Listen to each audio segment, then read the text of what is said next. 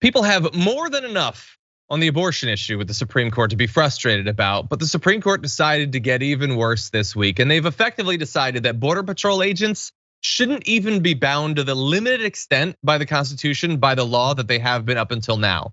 And they might be free to abuse people and get away with it even more than in the past. We're talking here about a 6-3 decision in the case of Egbert versus Boule.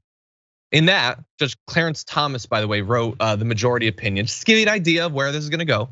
They gutted a seminal Supreme Court precedent, Bivens versus 6 unknown named agents from the 1970s, which established that federal law enforcement officers who violate the Constitution may be individually sued and potentially be required to compensate their victims for their illegal actions. So that had technically existed now for 50 years.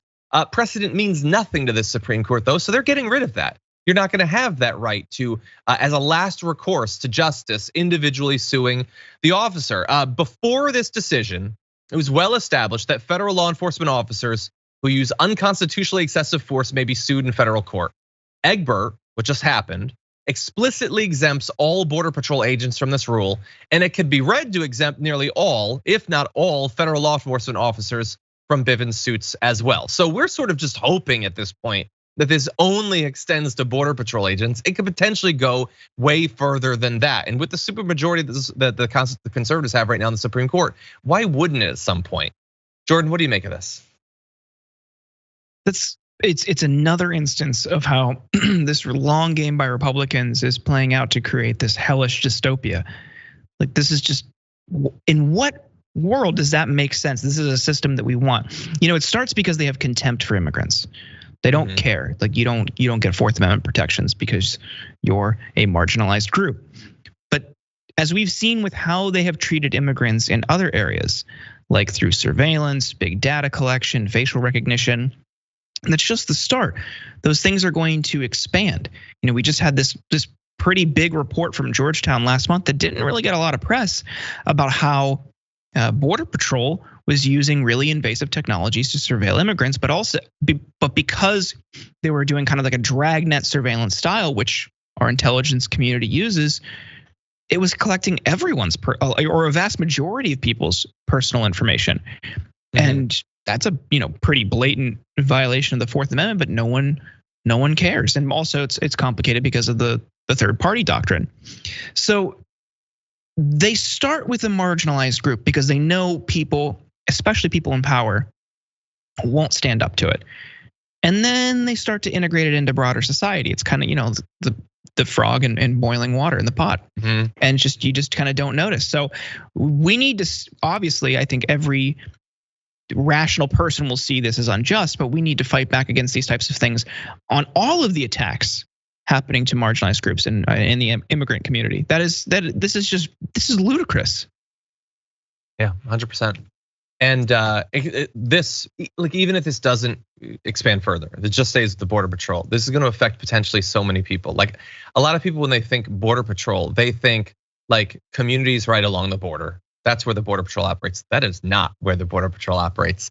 They operate within 100 miles of the border and have broad powers within that. Do you know what lies within 100 miles of the border? Well, here's an image of the US. Like every major city. 2/3 of the US population live within 100 miles of the border. Entire states, Florida doesn't have an inch of territory that's not 100 miles within the border. 2 out of 3 people do. And that is where these now even more freed up from oversight and consequences officers will be operating. Knowing that, like, so if you already have a problem of a specific group being incredibly violent in some cases, and there's limited recourse against them, and then you take that away, what effect would you think that would have when they're considering using violence in the future? Like the Supreme Court knows exactly what they're doing, and they're choosing to do this. Neil Gorsuch says, we need to forthrightly return the power to create new causes of action to the people's representatives in Congress. So maybe Congress will get around to it. Maybe they'll do something, and then maybe that won't be destroyed by the Supreme Court. We're gonna give you a comment from Sonia Sotomayor about this. Today's decision contravenes precedent and will strip many more individuals who suffer injuries at the hands of other federal officers and whose circumstances are materially indistinguishable from those in Bivens of an important remedy. And that's the point. That's what they're trying to do. It is gonna be a fun time over the next few years or decades with the Supreme Court, Jordan, with the sort of decisions that they're already out the gate coming out with. Just, it is, there's so many different things you could point to as being a catalyst for this, but it was, we mentioned it before, the long game by Republicans, but what were Democrats doing during this whole time? What were they doing to stop that? What were they doing to counter that weight? And now they're trying to start, the same type of infrastructure as the Federalist Society. They're trying to create organizations dedicated to packing courts with liberal justices, but it's too late, man. It's gonna take a while. I don't know, just total dereliction of duty by the Democrats. Yeah, look, they could have done something about Amy Coney Barrett. They could have actually gotten Merrick Garland on the court. There are things that they could have done. Apparently these stakes just don't matter that much to them.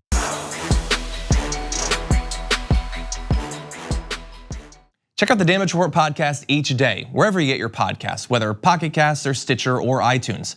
You can join me as I give you the news and stories you want, with a range of co-hosts and interview guests jumping in on the fun each day. Again, that's the Damage Report, wherever you get your podcasts. And if you get them at iTunes, don't forget to rate and review. Sometimes I'll read them live on the show.